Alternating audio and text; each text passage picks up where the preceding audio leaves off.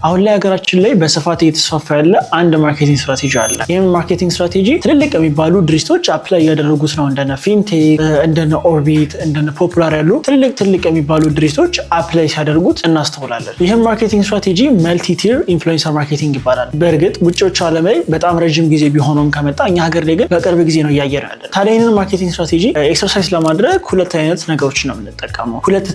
ሁለት የቲር ካቴጎሪ ላይ ያሉ ሁለት የተለያዩ ሰዎችን እንመርጣለን። የመጀመሪያው ቲር ላይ ሜንስትሪም ሚዲያ ላይ ያሉ ኢንፍሉዌንሰሮችን ሊሆኑ ይችላሉ፣ አርቲስቶችን ሊሆኑ ይችላሉ እንመርጣለን። አሁን ፖፑላር ማርኬቲንግን እንደ ኤግዛምፕል ብንወስድ ሰላም ተስፋዬ የመጀመሪያ ካቴጎሪ ወይም ፕራይሜሪ ቲር ላይ ያለችው ሰላም ተስፋዬ ነች። እሷን እንደ መጀመሪያ ቲር እንወስዳለን ማለት ነው። በመቀጠል እቺ ልጅ ዳናይት አረጋይን ሁላችሁም ታውቃታላችሁ። በዚህኛው ሴክሽን ደግሞ እሷ እንደ ሁለተኛ ቲር ነው፣ ደግሞ እንደ ሰከንደሪ ቲር ነው የምትወሰደው። ኢመርጅ እያደረጉ ያሉ ቲክቶከሮች ሊሆኑ ይችላሉ፣ ሞዴሎች ሊሆኑ ይችላሉ፣ ማንኛውንም ኢንፍሉዌንሰር ፖለቲካል ኢንፍሉዌንሰርም ሊሆኑ ይችላሉ። አሁን ይሄ ማርኬቲንግ የሚሰራው ጀስትኛ እንደ ሶሻል ሚዲያ አስፔክት አየነው እንጂ በጣም በብዙ አይነት መንገድ ነው። ፕሮፓጋንዳዎች ሲሰሩ፣ የተለያዩ ማርኬቲንግ ስትራቴጂዎች ሲሰሩ፣ ፊልሞች ሊወጡ ሲሉ፣ ብሎጎች ሊወጡ ሲሉ ይሄንን ማርኬቲንግ ስትራቴጂ ይጠቀሙታል። ሰፕሪም ሊደሮችን ይጠቀማሉ፣ ፖለቲካል ሰዎችን ይጠቀማሉ፣ ኢንፍሉዌንስ ማድረግ የሚችሉ ሰዎችን ይጠቀማሉና እኛ ሀገር ላይም ደግሞ ያ በደንብ ኤክሰርሳይዝ እየተደረገ ነው ብዬ አስባለሁ። አሁን እንደምታዩት ይህ ለምን ይጠቅማቸዋል? የሪች ምንም አይነት ችግር አይኖራቸውም።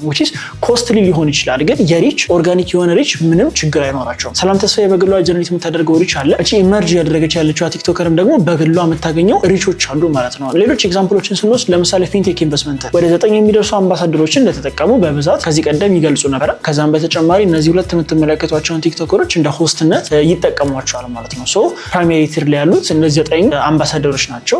እንደነ ሰለሞን ተስፋዬ፣ ሰራዊት ፍቅሬ ያሉ አርቲስቶች ማለት ነው። ደግሞ ሁለተኛ ቲር ላይ ያሉት እነዚህ የምትመለከቷቸው ሁለት ቲክቶከሮች ናቸው ማለት ነው። እነዚህም በደንብ ኮላብ በማድረግ በሁለተኛ ቲር ላይ ወር ደግሞ ሰከንደሪ ቲር ላይ ባሉት ልጆች ብዙ ቪዲዮዎችን ማሰራት ይችላሉ በቀላሉ ኮስትሊ ኢፌክቲቭ በሆነ መንገድ ማለት ነው።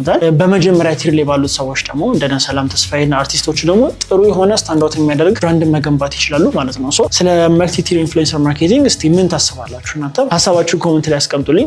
ከዛም በተጨማሪም ደግሞ ቀጣይ እንደሰራላችሁ የምትፈልጉትን አይዲያ ኮመንት ላይ አስቀምጡልኝ። ጥሩ የሆነ ቪዲዮ ሰራበታለሁ። አቤል እስጢፋኖስ ነበርኩኝ፣ የአይዲስታይል አድቨርታይዝመንት በሶሻል ሚዲያ ማርኬቲንግ ኤጀንሲ መስራችና ባለቤት።